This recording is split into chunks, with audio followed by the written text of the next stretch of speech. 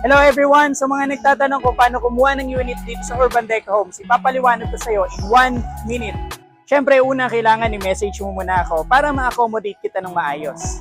Second is pre-evaluation para malaman natin kung qualify ka mag-avail ng units and malaman din natin kung ano yung units na approvable sa iyo.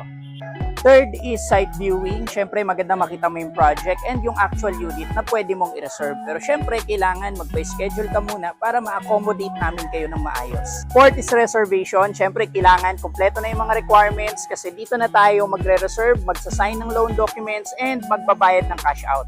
Second to the last is aantayin na natin yung processing ni Pag-ibig. Usually 2 to 3 months pero most of our clients 1 month pa lang na-approve na. And finally, once na na-approve ka na kay Pag-ibig, pwede ka nang lumipat sa napili mong unit. And syempre, welcome to Urban Deca Homes community. For more questions and free site viewing, message mo lang ako dito sa page. See you